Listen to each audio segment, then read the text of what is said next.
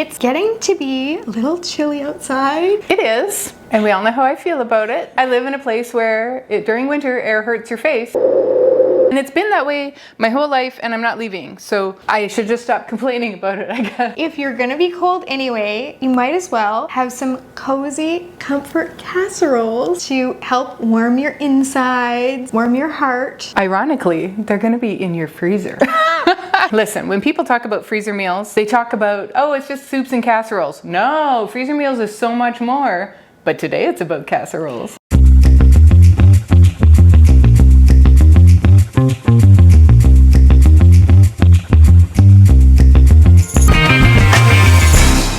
What we thought we'd do today is share a week's worth of those cozy, wintry casseroles that are just the kind where when you're stuck inside and you're at home, you can just settle in, have your comfort food. We have planned these along with some prep for you to do so that you could do them all at once. Our hope is that you would actually double each of them so that you would have 2 weeks of meals for about the same amount of work. I think this is gonna be really nice for you to have. I agree. We should get started. So the first thing that you're going to wanna do to make these meals is do a little bit of prep. Now, when you dive into the recipes, you'll see all the prep that needs to be done, but we're just talking here about prepping your meats. And so what you want to do is you want to cook and cube some chicken breasts. And when you're doing a lot at one time, you just want to place them on a cookie sheet and put them in your oven, cook them all at once, or you can do them really quickly in your Instant Pot, although you can't do as many at a time if you do it that way. Cube those and get them ready. You're going to want to have them cooled before you put them in your freezer bag, so it's okay to do your prep on one day and your assembly the next day. In fact, we recommend it, especially if you're doing 3, 4 recipes, 5 recipes. If you're doing that many, do it the day before because it will still take you an hour or two to put it together, sometimes more if they're finicky, and that way you aren't tired out. Then you're going to brown up some hamburger meat, and you can just do that either in a skillet, or if you're doubling these recipes, then I do mine on a cookie sheet. Get it all in the oven. I line the cookie sheet with foil to make for easier cleanup. I usually drain the fat off of that partway through and then put it back in. I use my mix and chop to mix it all around on the cookie sheet and break it up. We have also tried browning our hamburger in a roasting oven, but I mixed it too much, so it didn't work very well, but you can do it that way. And then if you're browning sausage, if you're doing a lot at one time, then I always do mine in the slow cooker. Again, that's up to you. You can do it in a skillet. If you're just doing the one recipe that we have today that calls for sausage and you're not doubling it, then go ahead and do it in your skillet. If you want to do some of our other sausage recipes, or you want to double or triple or quadruple this one because it is that good. It is that good. Then you might want to consider doing it in your slow cooker. So we're going to assume that you're starting with all of your stuff prepped. We'll get to a trick on how to do the prep a little bit easier in a bit, but first I want to just dive into this first recipe and show you how simple this can be if your prep is already done. And this is our lazy chicken parmesan casserole because it just screams cozy comfort food. You already have your chicken breasts cooked and cubed, so you're just going to add those into a large resealable bag and you're going to pour in some pasta sauce. Now you can use a jarred pasta sauce, or you can use our special red sauce, and you can find that in the Freezer Meals 101 Club. The link for that is down below. That's all that's going in your large freezer bag. You're going to take out as much air as you can from that and seal it. Then in a medium-sized freezer bag, you're going to add some shredded Parmesan cheese and some shredded mozzarella cheese. and get the air out of that and seal it. Then in another medium size is a quart size freezer bag, you're going to add some panko crumbs or breadcrumbs, a bit of olive oil, salt, pepper, and Italian seasoning. You're gonna shake that up in the bag to combine it. That way you don't have to dirty a bowl. You're gonna take again all the air that you can out of that and seal it, because when you're freezer cooking, air is the enemy. We avoid the air in our bags because we don't want freezer burn. Now you're gonna take those 3 bags and staple them together above the seal. This took you hardly any time at all, and you have everything you need to make this delicious casserole. On the day you go to make this, you thaw it, and you're gonna dump the large bag contents, so that's just your chicken in the red sauce, into a greased casserole dish. You're gonna top that with your cheeses and then sprinkle those seasoned breadcrumbs or panko crumbs over the top. Bake it at 350 degrees for 20 to 25 minutes. So in hardly any time at all, less than half an hour, you are fed. Your family is fed. While your casserole is cooking, you can cook up some pasta on your stove top, drain that, and you can just serve this with pasta, because that sauce can coat your noodles, and you've got your chicken bits in there and your breadcrumbs. If you want, at the very end of cooking that casserole, you can broil it for just a minute to crisp everything up. Dinner is done. This recipe is a chicken noodle soup casserole, and you're thinking, why wouldn't you just have chicken noodle soup? No, no, no. You want to have this as a casserole. It is homey and flavorful, and it does taste just like chicken noodle soup, but it's in a casserole. And it's so simple. It has like 5 ingredients or something. Well, you already have your chopped chicken. We are going to cook some egg noodles up ahead of time. You could do it when you're doing your other prep, or you can do it right before you assemble this. Just give it enough time to cool before you get it into your bag. So we start out with our egg noodles. An important reminder, when you are cooking noodles that are going to be frozen and then cooked later, you want to undercook them. I'm going to repeat it. You want to undercook them. So if al dente says on the box 10 minutes, you want to cook them at about 8 minutes. I've seen some people go as low as 5 or 6 minutes. If you cook it all the way, when you go to cook them again in your casserole, they're going to be mush. You don't want mushy noodles. If you have gluten-free needs in your home, do them fresh at the time. They don't freeze well, they don't stay, they crumble before you look at them wrong and they crumble. So you have to do gluten-free noodles at the time. But if you're doing, these egg noodles, just undercook them a little bit. Start out with our undercooked egg noodles. We're going to add in our chicken breasts that have been cubed already. We aren't even going to have to prep anything else, because we're adding in some frozen peas, some frozen corn, or you could use canned corn that's been drained if you want, and a can of mushroom soup, and that is it. You are going to mix these all together, put them into your bag. If you double it, then of course you're going to put it into 2 bags. Get as much air out as you can and freeze it. On the day of cooking, you want to thaw it. You're going to put this into a greased casserole dish, like a 9x13 pan, and bake it in your oven for 20 to 30 minutes at 325. This is it. It's a full meal. It is homey. It is so tasty. And you're thinking, that's it? That's all that you need to do to make this? It is such a nice surprise. It is a really good one. And it's pretty kid-friendly. Kids will eat it. Most of my kids will eat it. The daughter that doesn't eat vegetables will not eat the vegetables. But my son would probably pick up the peas. Funny kid. This next recipe is our chicken asparagus bake. If you prefer, you can make it with broccoli instead of asparagus. I have a broccoli allergy, so it was originally designed for broccoli. We switched it to asparagus to accommodate my needs. I always think about VeggieTales whenever I talk about asparagus.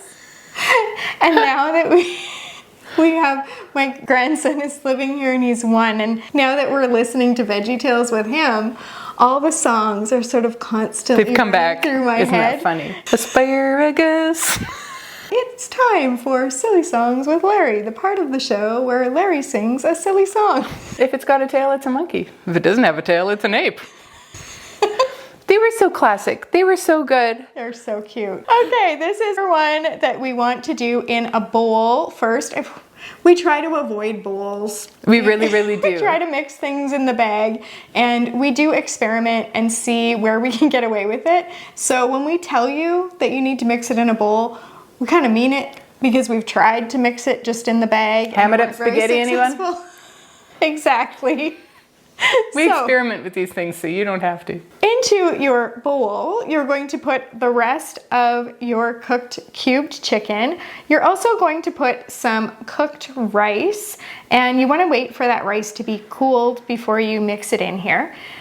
Then you're going to add some chopped fresh or frozen asparagus, or if you prefer, some chopped fresh or frozen broccoli. Then you're going to add half a can of cream of mushroom soup and half a can of cream of chicken soup. Now, I just want to pop in and say, it really doesn't make any sense at all to use half a can of anything. So this is one where you need to double it.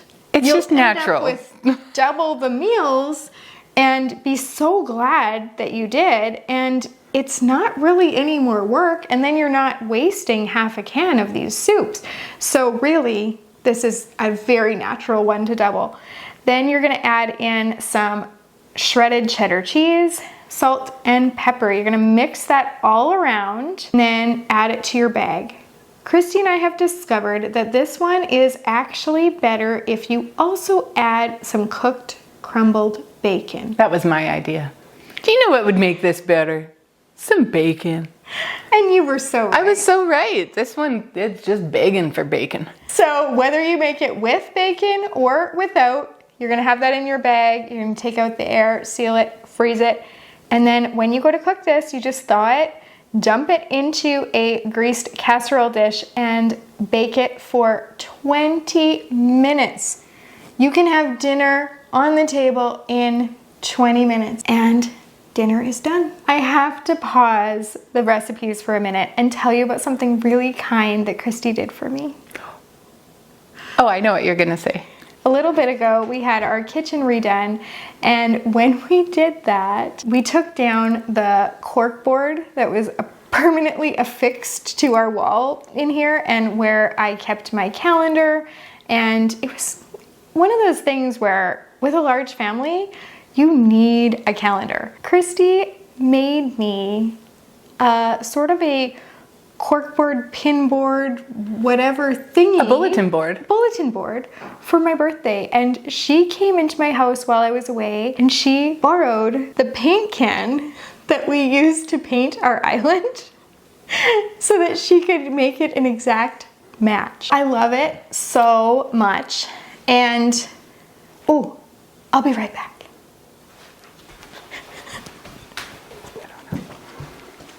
Oh. This was my year of homemade birthday gifts, and I love it so much. One of my friends made me a cinnamon Christmas wreath that is homemade and so awesome. And my sister-in-law made me a quilt. Beautiful. And Christy made me a bulletin board. It's hard to show a quilt on camera, but I will do my best. There's a bee? House and a bee, and there's a flower right here, and there's my Looks like color a barn down there. right oh, your there color. It with, is your color. with strawberries, and then and there's X's across the there's top. a rainbow here, Oh, and let's there's a heart here. Oh yeah, we'll show the rainbow and heart. Oh, this is so nice. And she did a beautiful job. then she What is the said lining? Oh, that this is for all of my children. this is so nice. This is so nice. So I have had a wonderful birthday of homemade, thoughtful gifts, and I just had to share that with you. You deserve to be spoiled. It's good. Thank you. This next recipe is not a Freezer Meals 101 recipe, but we love it so much we make it all the time. It is from Make Ahead Meal Mom, and well, her name is Candies, so we call it Candies Baked Cheese and Sausage Rigatoni. It is so good. Link is in the description below. Again, very minimal prep that's going to happen here. You've already done your ground sausage. You are going to again have to cook a little bit of pasta, the rigatoni. Undercook it. I promise you want to undercook it. Rigatoni are kind of the big fat guys, and it's important for them to be undercooked because they will collapse on you if you go to make this and they're too soft. So this is a layered one. This is not going to go in a bag. This is going to go into a tray. So this one takes the most work of any of the recipes today, but it is so worth it. This is like a worthy of company. I don't know if it would be worthy of feeding like the King of England, but I might. My all-time, do you know what? He would enjoy it, I'm sure. He would at least be polite about it.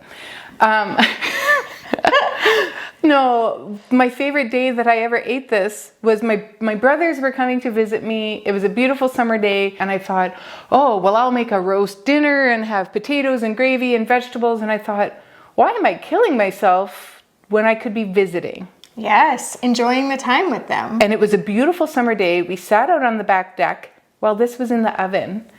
And then I brought it out to the back deck. We didn't even sit down at the patio table. We just sat in our lawn chairs and we ate just like that. And they raved over it because it's so good. And so every time I think of that day, I think of this food, or if I think of this food, I think of that day. In a bowl, we are going to combine some diced onion, your Italian sausage, minced garlic, crushed tomatoes, some heavy cream, some dried basil, or you could use fresh if that is your jam, and some salt and pepper.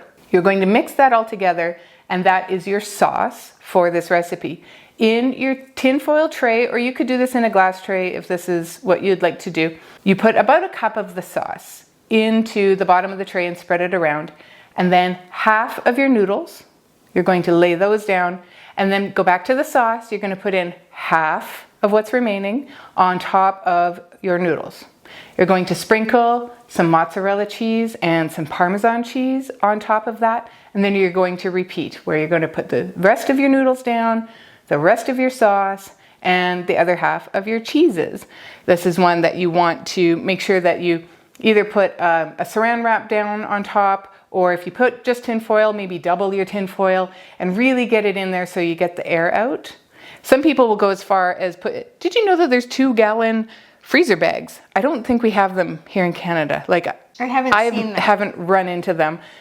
But you could also put it inside of a bag to just for the air, right? Just to keep the air out. And it is one I like to thaw fully.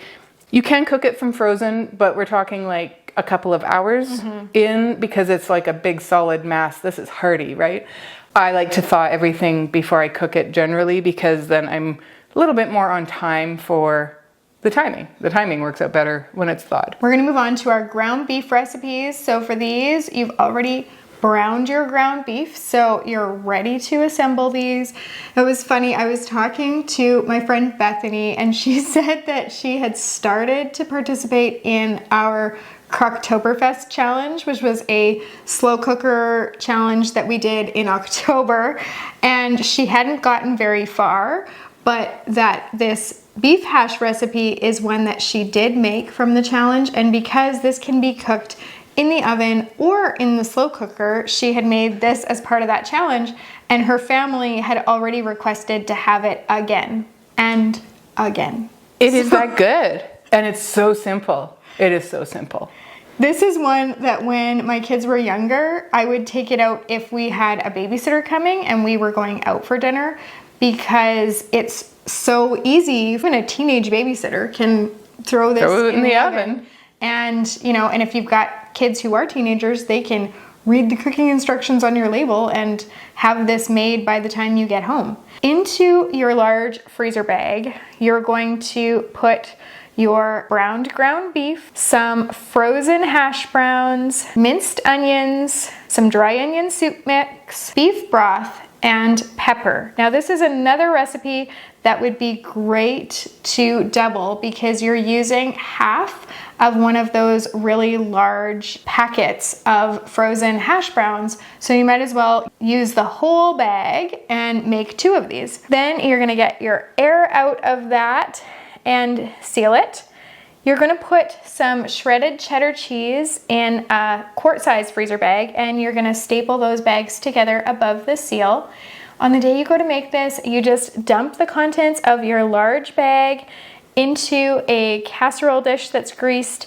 When you've got about 10 minutes left of your hour bake time, you top it with that grated cheese that you already have measured and grated and put in your other bag there. Then let that cheese melt, cook it for another 10 minutes or so. Of course, you can make this in the slow cooker if you prefer, but big caveat here, if you want to make this in your slow cooker, then we suggest that you use the crock pot liners. Yes. You can find those in our Amazon store. The link for that is down in the description below as well, because this is one where between the cheese and the hash browns, it really cakes to the side. Having that starch in the slow cooker is like a recipe for cement. So Yes. at the very least, grease it. But yes, get the slow cooker liners. They're a godsend. They're wonderful to have when you need them. Yes, they, of course, cut down on the dishes, cut down on the work, and we're all about saving time. Absolutely. This casserole is a departure from our normal casseroles. It isn't something that we see a lot here in Canada. It is a tamale casserole.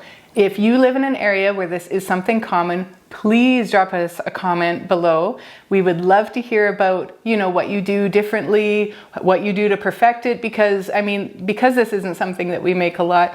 I think you have a good recipe here, but we're learning, and we love figuring out new ways to make things. So drop us a line below and let us know how you think this one's going to shape up compared to, your grandmother's tamale casserole recipe.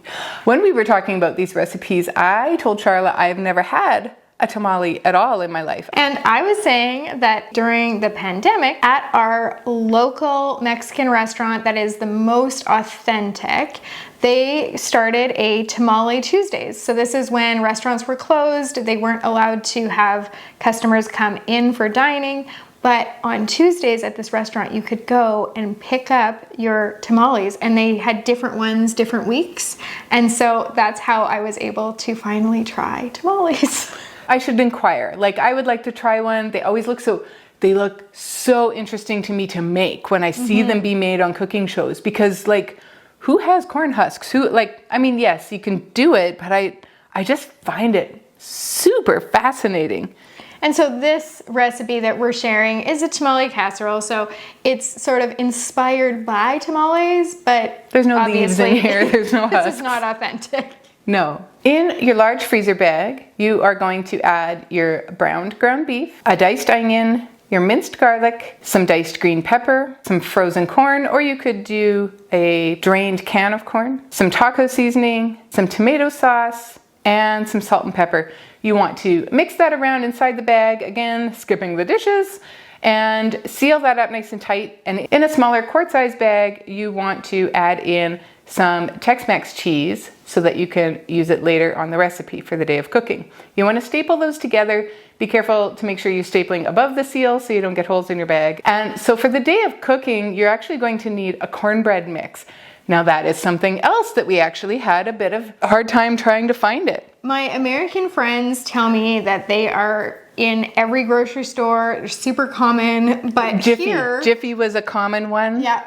It's popular. We don't have it here. We don't have it here. Maybe in other parts of Canada they do. We're in Alberta. You looked on Amazon at one time and it was like $13 or something. So I found one at a grocery store here that is known for having a lot of international foods, actually. It's really good for that. This was in the organic fancy section, and it was a cornbread mix, and there's enough in each of these bags for 2 of these casseroles. So again, now we're looking at, it makes sense to double the recipe for the 1 cornbread bag. But if I couldn't find it, I had actually Googled to try find a cornbread mix online that was similar to the Jiffy one. So there are lookalikes out there. This is something that you could put together yourself if you can't find the cornbread mix.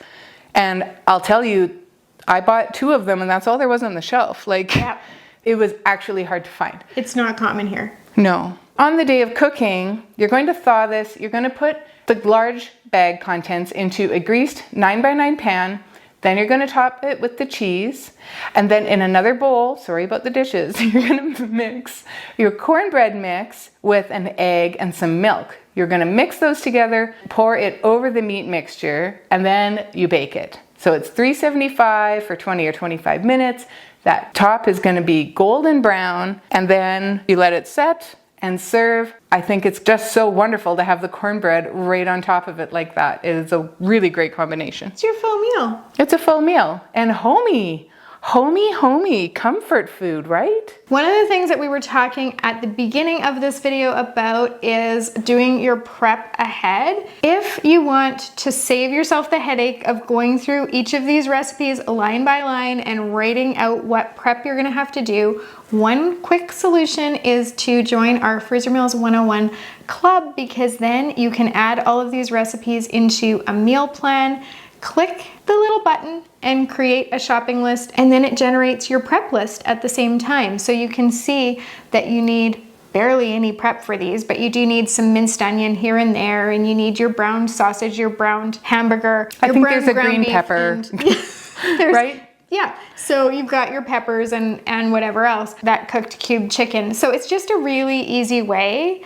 to not have to plan as far as your shopping list and your prep list go. And then of course you've got your printable labels in the club as well, so your kids can cook those up for you, or your spouse or your friend, or you can give them away. You can give them away. The label is right there. Somebody breaks their leg, how are they gonna cook? Here you go, get your teenagers to do it. It's so good.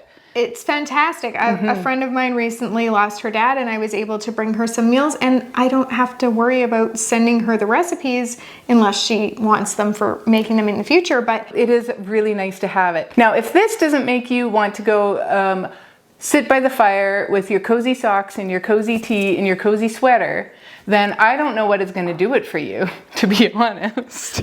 These are such comfort food, cozy kind of meals. My hope is that we didn't put you entirely into a cozy coma, that you will like jump off your chair and go and make these recipes. When it's time for you to make these meals, I want to let you know about something else. We have a really great Facebook group called the Freezer Meals 101 group. If you have any questions, and you can put them in the comments below, but if you come and join the group, it's one of the nicest places on Facebook. You can say, hey, I forget the part about how to cook the pasta. You can just ask in the group. And let me tell you, there will be people that will tell you to undercook the pasta. You can ask anything in there that it's freezer meal related, and we have some wonderful veterans that have been doing this for years. And Charla and I, and we're veterans, we've been doing this for years. We can answer all those kinds of questions. We've got people in there from all over the world. So if you can't find certain ingredients where you live, they are great at coming up with substitutions. So I love that part of the group. I really do too. We had a lady in the UK that was making her own tater tots so that she could have tater tot casserole. She was an American living in the UK, so she was familiar with them, and she's like, I really want to make this, but they don't exist in the grocery store there. So she was making her own. She found a recipe and was making her own so she could make her own tater tot casserole. And That's I never really heard how they turned out. I'm very curious. I'm gonna have to message her and just say, hey, how did those turn out? Did you ever actually do it? I want to know. Thank you for joining us today. Christy and I always have fun getting together anyway, but it's more fun when you're along for the ride, and hopefully we've taught you a thing or two, or at least showed you my quilt and my bulletin board, which is, I think, worth tuning in for. Well, happy birthday, Charlotte. Thank you. All right, we'll see you next time. Happy cooking.